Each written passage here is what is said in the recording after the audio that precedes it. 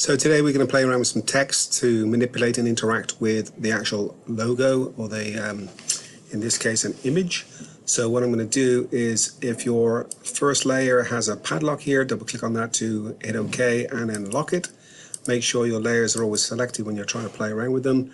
I'm going to come down here to the fourth one here and click on it and hold it, drag it out to Object Selection Tool. From here, I'm just simply going to drag that over it so it selects my image, and once it does that, I will Control I to make another copy. So once it's finished selecting it, I will hit Control I, and that will give me another layer with the mask on it.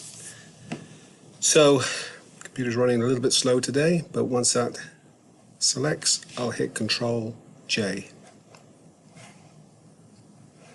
So Control J gives me another layer over here with my mask on it. Come over to the toolbar here, click on the text, and basically type in whatever word you're going to use. I'm going to use all caps. I'm just using the word goat, greatest of all times. So select my text here and move it over to where I want it to be. If I hit Control T, that's my transform, and I can drag the corner here and make it bigger and move it into position where I want it to be. And if I want to stretch it, I just hold the Shift key down and toggle this down here, and that will actually stretch the word as well. So push it into a place where you want it to be. I want it a little bit longer, maybe, just to have some interaction, and then just move it to where you think it's going to look good. So once I have that, take my move tool, click on there to deselect, and all I'm going to do is drag this down and drag it down to the icon next to the trash can to give me a copy. Once I have my copy, I'm going to drag this copy between the two layers. So my original picture and my picture with the actual layer mask on it.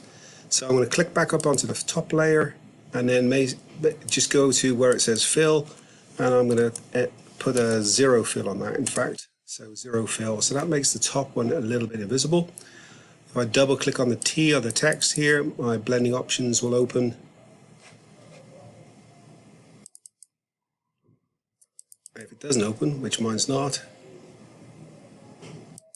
I'm just going to go down to the FX down the bottom here and hit stroke. Once stroke opens up, I have a stroke of 1 here, and I'm using black. So if I want to change the color, just click on this color swatch and choose a color of your liking. So I'm going to take this orange, maybe a little bit of a lighter orange out of his shirt. I don't think that's standing out too much, so I'm just going to go white. Click OK. You're going to look at your line, see if it's thick enough. I'm just going to actually make it 2, make it a little bit thicker, and then basically hit OK. Once I've got that, I'm going to click on this and hold the Control, and then I'm going to click on the second one here and hit link. Once I hit link, those two are linked together, so I should be able to move it around here so you can see how that interacts with the icon.